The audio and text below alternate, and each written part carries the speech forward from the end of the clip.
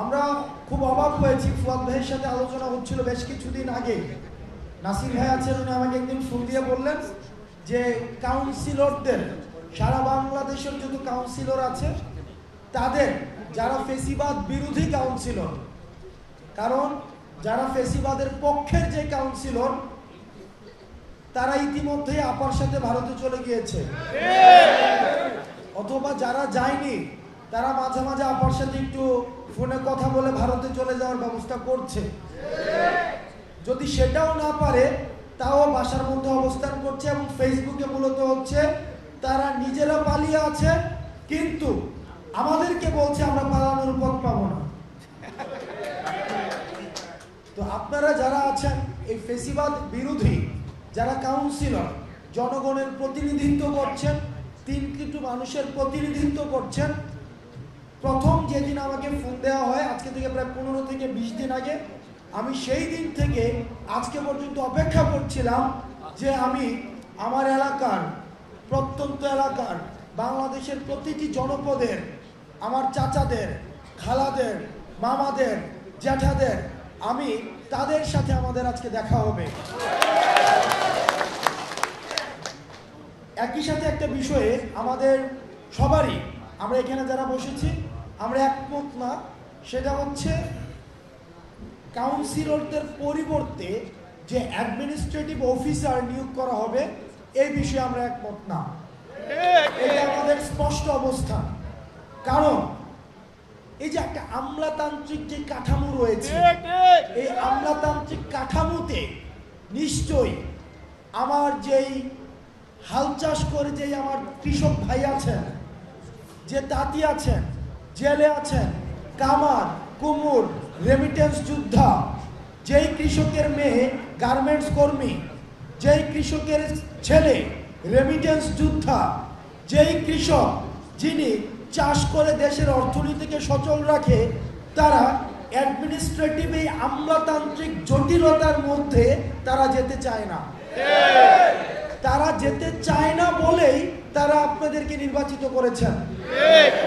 হয়তো তাদের কারো সাথে আপনাদের ব্যয়ের সম্পর্ক, কারো সাথে তালুই, কারো সাথে বুঝেন তো এইগুলা, আমার কুমিল্লাতে কারো সাথে হচ্ছে এই একটা ঋদ্ধতার সম্পর্ক।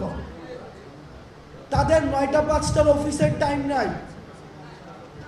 তারা জানাজা থেকে শুরু করে, লাশের দাফন থেকে শুরু করে, সুন্নতে খতনা, নাকফুল ফুটানো, তারপর হচ্ছে যে প্রসব, যে প্রথম বাচ্চা যে জন্ম হয়, প্রত্যেকটা জায়গায় আমরা যাদের উপস্থিতি পাই সেটা হচ্ছে স্থানীয় যারা প্রতিনিধি আছে তাদের।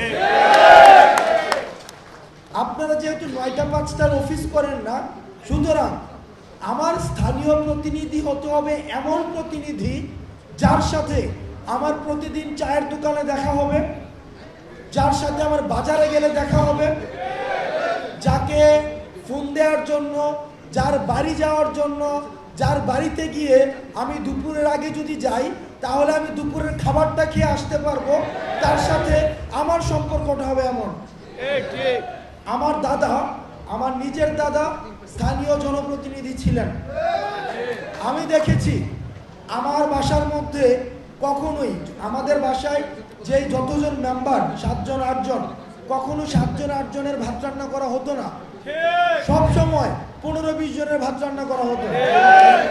কারণ আমার দাদা যখন বাজারে যাইতো তখন 2 জন মানুষ নিয়ে আসতো, আমার জ্যাঠা গেলে সাথে 3 জন মানুষ আসতো, আমার বাবার সাথে 2 জন মানুষ আসতো।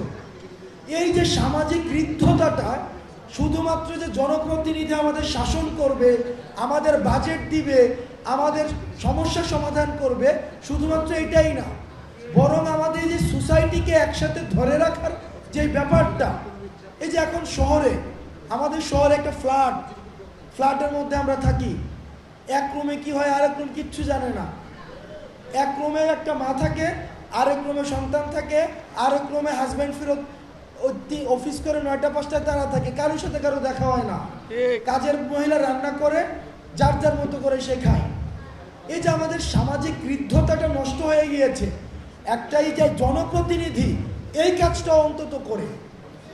সুতরাং এই ৯টা ৫টার অ্যাডমিনিস্ট্রেটিভ অফিসার দিয়ে এই জনপ্রতিনিধির অভাব কোনোদিনও পূরণ করা সম্ভব না।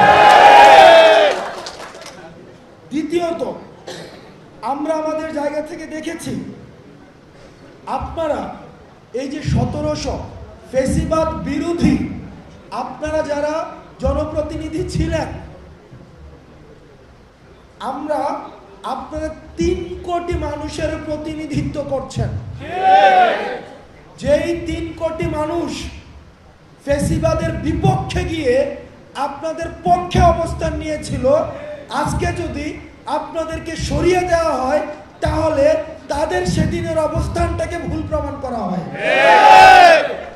সেই জায়গা থেকে আমরা চাইব, আমরা এই বিষয়ে আমাদের যে এলজিআরডি মন্ত্রী রয়েছেন আসিফ মাহমুদ, আমাদের জুনিয়র আমার ছোট ভাই এখন মন্ত্রী মহোদয়, আমরা এই আসিফ মাহমুদকে অবশ্যই আমরা অ্যাপ্রোচ করব এটা নিয়ে দ্রুততম সময়ে একটা কমিশন করে।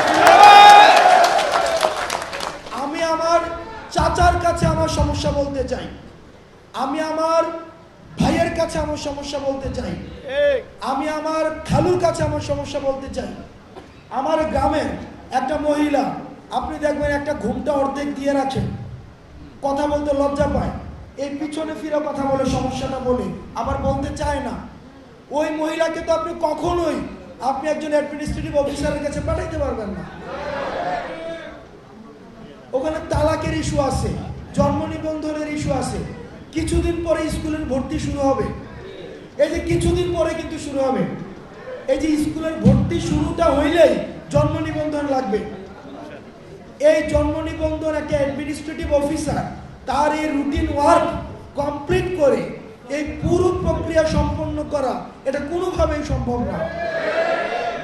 আমার এলাকায় কয়জনের জন্ম হয়, কয়জনের মৃত্যু হয়, কয়জনের জানাজা হবে, কয়জনের কি হবে, এটা কিন্তু জনপ্রতিনিধি ভালো বুঝবেন। সেই জায়গা থেকে আমরা আমাদের অবস্থান স্পষ্ট। এই ফেসিবাদের এই ভয়ে অনেকে আপনাদের জেলে যেতে হয়েছে, আমি অনেককেই চিনি যারা জেলে থেকে নির্বাচন করে জিতেছে। তো ওই মানুষগুলোকে আমরা সম্মান জানাতে চাই। আর আজকে এই ৪ দেয়ালের মধ্যে যারা রয়েছেন, আমরা বিশ্বাস করি তারা ফেসিবাদ বিরোধী শক্তি। যদি সেটা না হতো তাহলে তারা কখনোই এই সেমিনার রুমে অন্তত আমাদের সামনে আসতো না। আমরা আপনাদের যে ন্যায্য দাবি, এই ন্যায্য দাবি বাস্তবায়নে আমরা অবশ্যই কাজ করব। এবার পরবর্তী বাংলাদেশ বিনির্মাণের ক্ষেত্রে আমরা ছোট মানুষ, আমাদের অভিজ্ঞতা কম, আমরা শিখছি, আমরা দেখছি, আমরা ঠেকছি, আমরা ভুল করছি এবং আমরা শিখছি। আপনারা যারা আছেন, আপনারা অনেক বছর ধরে মানুষকে চিনেন, আপনারা মানুষের কাছে যান, তাদের হাড়িতে কি রান্না হয় সেই খোঁজ আপনাদের কাছে আছে। আপনারা আমাদেরকে পরামর্শ দিবেন এবং আমরা একসাথে গ্রামে পৌঁছাইতে চাই। আমরা শহরে বসে এসি রুমে এই প্রেস কনফারেন্স করে যতই বক্তব্য বিবৃতি দেই, এগুলো গ্রামের মানুষ পর্যন্ত পৌঁছায় না। দিন শেষে আমার মাটিতেই ফিরে যেতে হবে, আমার গ্রামেই ফিরে যেতে হবে। এই শহরের প্রেস কনফারেন্সের এসি রুমে যারা বক্তব্য বিবৃতি দেয়, তাদের জানাজার জন্য কিন্তু ঠিকই তাদের গ্রামে নিয়ে যাইতে হবে। আমরা আপনাদেরকে সাথে নিয়ে, আন্দোলনটা হয়েছিল শহরে, আমরা আপনাদেরকে সাথে নিয়ে আমরা প্রত্যন্ত এলাকার গ্রামের প্রান্তিক মানুষদের কাছে আমরা পৌঁছাইতে চাই এবং সেক্ষেত্রে আমরা আপনাদের সহযোগিতা চাই। আমরা আপনাদের মধ্য দিয়ে, আপনাদের সহযোগিতা নিয়ে আমরা ওই গ্রামের মানুষদের কথাগুলোকে আমরা শহরে আমরা পৌঁছে দিব এবং সেই জায়গা থেকে এই অন্তর্বর্তীকালীন সরকারকে সফল করা এবং পরবর্তী বাংলাদেশ বিনির্মাণ করার ক্ষেত্রে আপনাদের অবদান অপরিসীম। সর্বশেষ কথা,